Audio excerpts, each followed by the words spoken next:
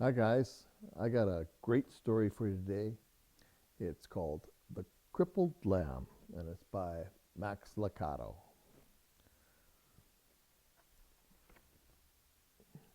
Now,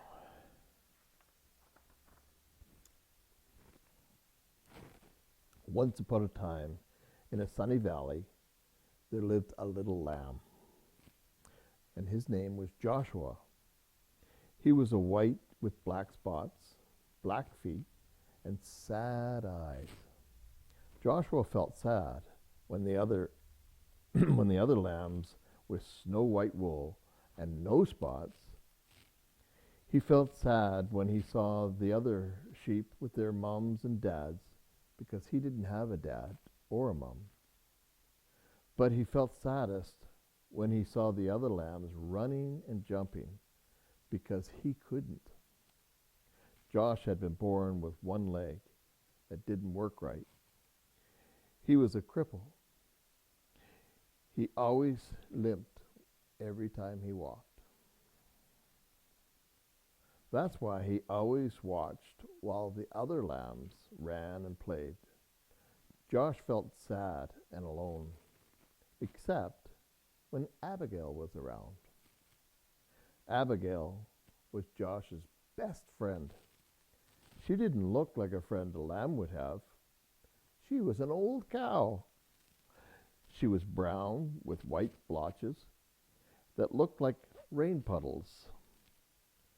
Her belly was round as a barrel, and her voice was kind and friendly. Some of Josh's favorite hours were spent with Abigail. They loved to pretend that they were on adventures in distant lands. Josh liked to listen to Abigail tell stories about the stars. They would spend hours on the hill looking into the valley. They were good friends. But even with a friend like Abigail, Josh still got sad. It made him sad to be the only lamb who could not run and jump and play in the grass. That's when Abigail would turn to him and say, "Don't be sad, little Joshua. God has a special place for those who feel left out." Joshua wanted to believe her, but it was hard. Some days he just felt alone. He really felt alone the day the shepherds decided to take the lambs to the next valley. There was more grass. The sheep had been in this valley a long time, and the ground was nearly bare. All the sheep were excited when the shepherds told them that they were going to the new meadow.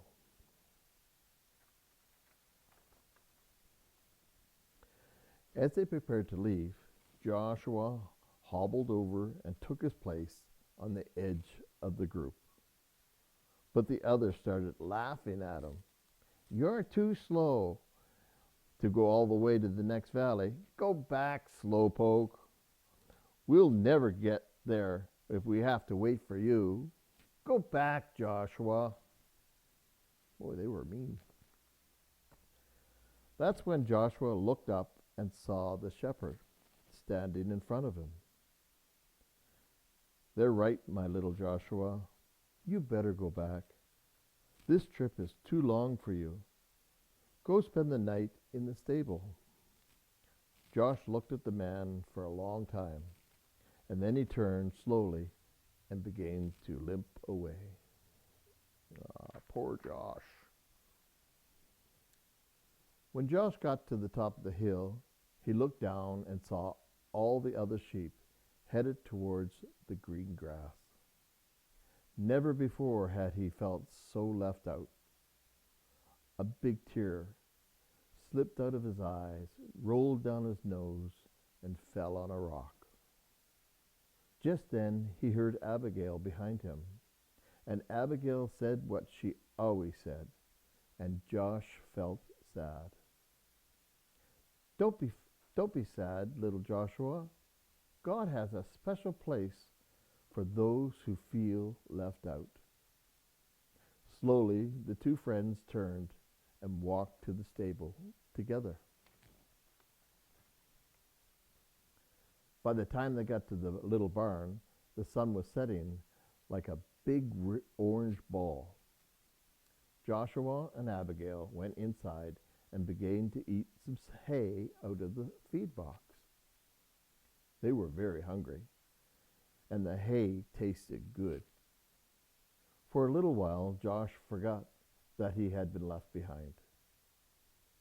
"Go to sleep, my little friend," Abigail said after they finished eating. "You've had a hard, long day." Joshua was tired, so he laid down in the corner with some straw and closed his eyes. He felt Abigail lie down beside him and was glad to have a friend like Abigail. Soon Josh was asleep. At first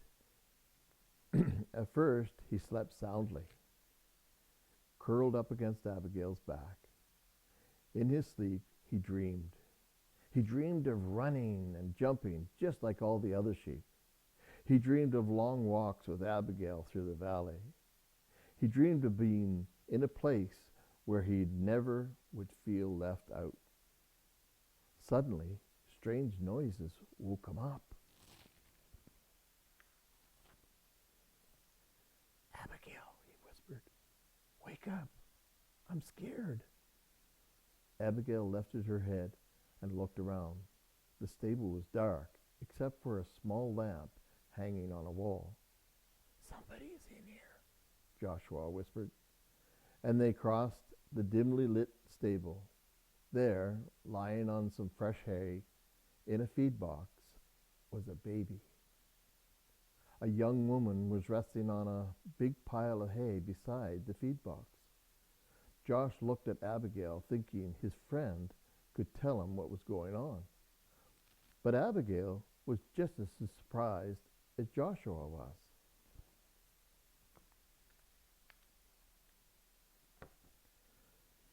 Josh looked again at the woman and the child.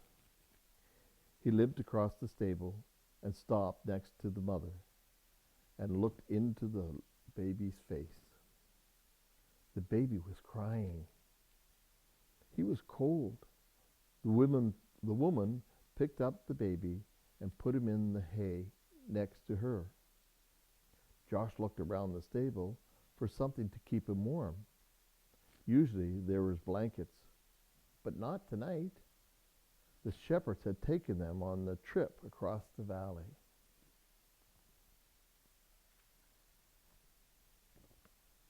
Josh remembered his own soft, warm wool.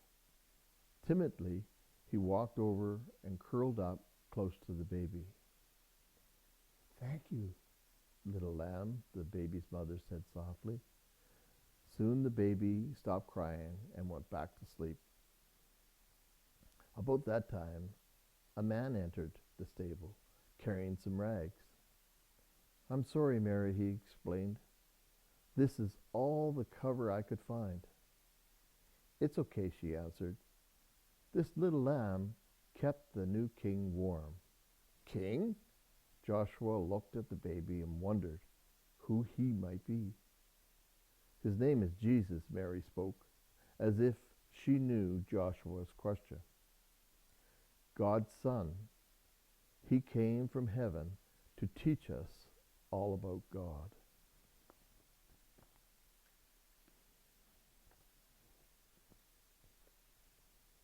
Just then, there was another noise at the door. It was the shepherds, the ones who had left Josh behind. Their eyes were big, and they were very excited. "We saw the bright light and heard the angels," they began, and they saw Joshua next to the baby. "Joshua, do you know who this baby is?"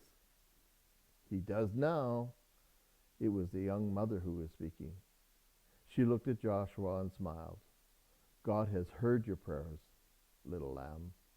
This little baby is the answer.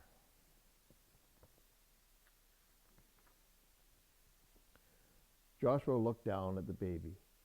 Somehow, he knew this was a special child, and this was a special moment. He also understood why he had been born with a crippled leg.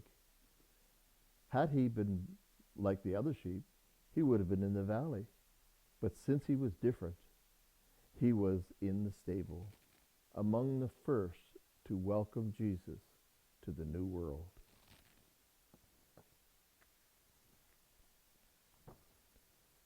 He turned and walked back to Abigail and took his place beside his friend.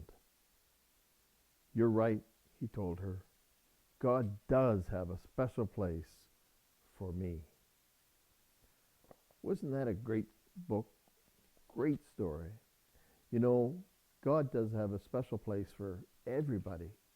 God has a special place just for you. Thanks for being here. Bye.